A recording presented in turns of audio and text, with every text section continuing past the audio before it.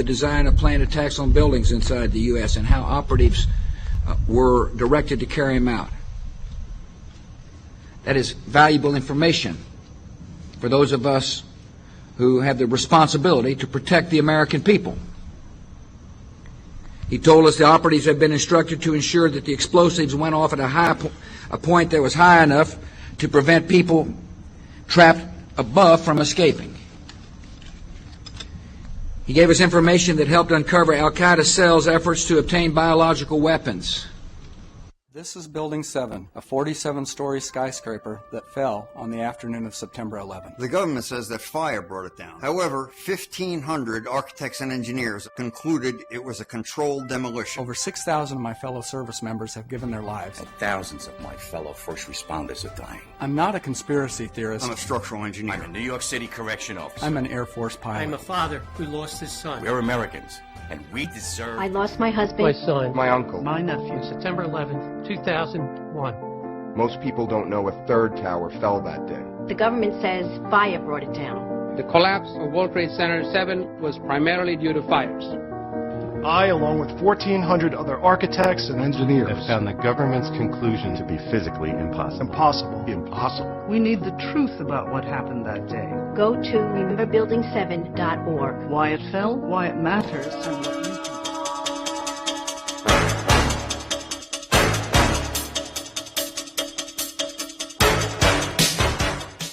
And with no DNA evidence. How could Muhammad Atta's passport survive the fireball explosion that supposedly cremated him, fly out of his pocket, fly out of the incinerated plane, flutter to the ground into 2 feet of debris, and end up in readable condition in the hands of investigators, all within 48 hours? Why did 19 Muslim men even need passports on domestic flights? How were passports found but not the plane's voice recorders? Why did the hijackers need passports they would never use again after their suicide flights? And why were the 19 accused Muslims not under surveillance on 911 if they were so easy to identify? The suitcase of accused ringleader Muhammad Atta was never loaded onto the hijacked plane and conveniently fell right into the hands of investigators. It was jam-packed with incriminating evidence, including a Quran, a how to fly a commercial airplane video, and a fuel consumption indicator. Why would a hijacker about to die on a suicide mission pack a suitcase? It seems Muhammad Atta was a very forgetful ringleader who carried around a lot of Quran holy books. He reportedly forgot one Quran in a Florida strip club, another in a rental car, and still another one in his lost suitcase at the airport. More incriminating evidence of flight manuals written in Arabic were found within hours of the attacks in parked rental cars at the airports. Why didn't the terrorists take a taxi to the airport?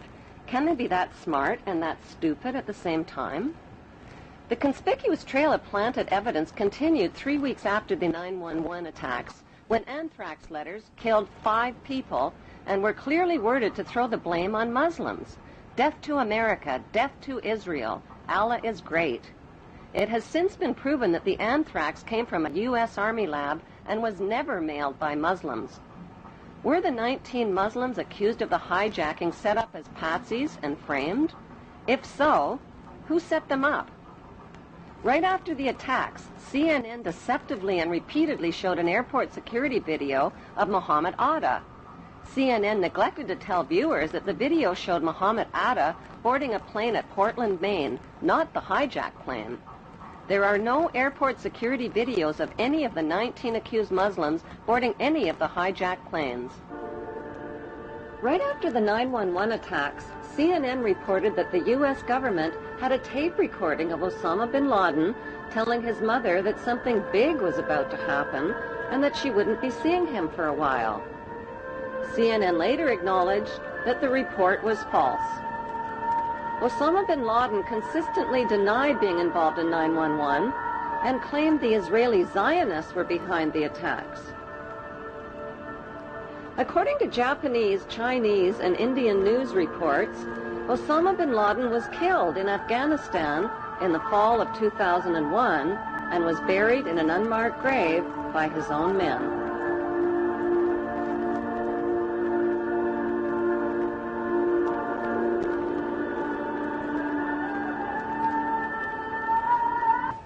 of following the money trail. Osama bin Laden. Army sources telling me, even via Iraq, via other places overseas, we know where he is. We're on him. It's just a matter of time. Do you agree with that? I believe he's dead. Really? I'm 98% positive that we killed him in December of 2001 during the Tora Bora campaign. I've seen no proof of life since then, regardless of these tapes that are cobbled together. On Halloween 2004, just before the U.S. presidential election, this man, dressed in an Osama bin Laden costume, confessed to the 9/11 attacks, scared American voters, and tricked them into treating George Bush to another 4 years in the White House. Zionist extremists believe that Hebrew Jews are God's chosen race of people with a God-given right to the land of Israel. The Muslim world and millions of Europeans, including Germany's former Minister of Technology, Andreas von Bülow, believe that Zionist extremists staged the 9/11 attacks on America to ignite the war on terrorism. That war has targeted Israel's Muslim enemies and is being fought and paid for with the blood, the lives, and the tax dollars of terrorized American citizens.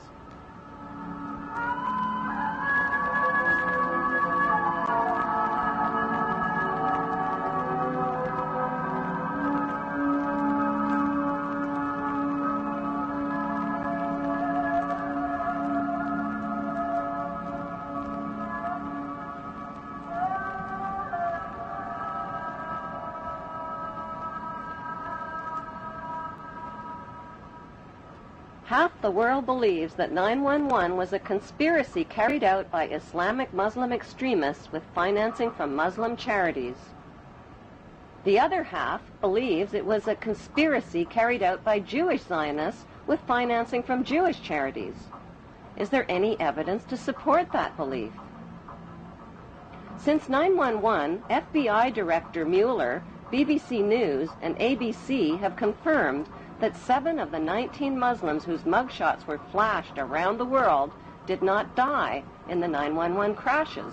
They are alive and well and are victims of identity theft. An 8th accused Muslim died 1 year before the 9/11 hijackings even occurred. Who stole their identities, and why isn't the FBI looking for them? If the hijackers really were Muslims, why would they steal the identities of fellow Muslims and implicate them? Wouldn't they be more likely to steal Israeli identities and put the blame on Israelis? If the hijackers were Israelis, wouldn't they be likely to steal the identities of Muslims and put the blame on Muslims? Even though no one has been officially charged or convicted of the 9/11 hijackings, CNN and the 5 Western media monopolies have exclusively sold the American people on a Muslim conspiracy. Unfortunately, the only eyewitnesses capable of positively identifying the hijackers died on board the hijacked planes. Before flight attendant Amy Sweeney was killed on hijacked Flight 11, she picked up an airphone and reported that 4 Middle Eastern-looking men had hijacked the plane.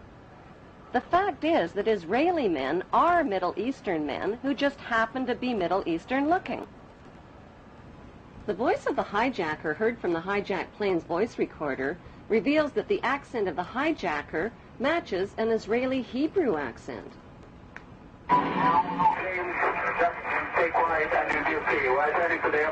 The next transmission comes seconds later. Nobody moves. Everything was okay. If you try to make any moves, the laser itself and the airplane. Let's take one. After 9/11, 1,000 Middle Eastern-looking Muslim men were swept into U.S. custody, but the media kept quiet about 60 Middle Eastern-looking Israeli men who were also taken into custody and held under great secrecy. On December 11th, Carl Cameron of Fox News ran the first of a 4-part series about a group of Israelis who were among the 9/11 suspects. These detained Israelis failed polygraph tests about their surveillance activities against the U.S. and were caught videotaping the 9/11 attacks from different angles. Fox News also reported that the evidence linking these Israelis to 9/11 was classified, but a leaked 61-page report from the U.S. government's Drug Enforcement Agency revealed that another 120 Israelis, posing as artists, were also rounded up right after 9/11. Carrying counterfeit visas and green cards, the Israelis admitted that they served in the Israeli army in explosives, electronic, and military intelligence units.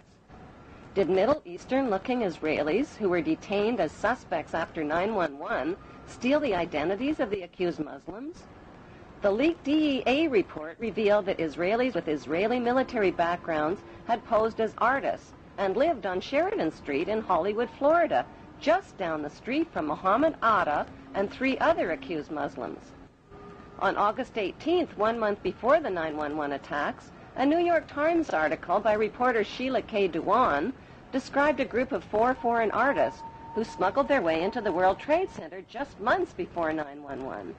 The artists occupied studio space free of charge on the 91st floor with 14 other artists and claimed to be writing a book called The Bee Thing. They also claimed that they constructed a temporary balcony on the 91st floor as a prank. Somehow, these so-called artist pranksters escaped the attention of the World Trade Center's heavy security companies. George W. Bush's brother, Marvin Bush, just happened to be the director of Securicom, which provided electronic security for the World Trade Center. By some mysterious coincidence, Marvin Bush's company also provided electronic security for 911's United Airlines and 911's Dulles Airport. So what were 18 foreign artists really doing living free of charge in one of the world's most expensive rental spaces? Many top engineering and demolition experts believe that the Twin Towers were rigged with explosives which caused the buildings to implode vertically in a typical controlled demolition. The reason the collapsing buildings looked like a controlled demolition, say experts, is because they were a controlled demolition. Photos and video recordings confirm that explosions occurred at the base of the 2 towers as well as in Building 7 before they fell. On September 24th, firefighter Louis Caccioli told Point Blank, "We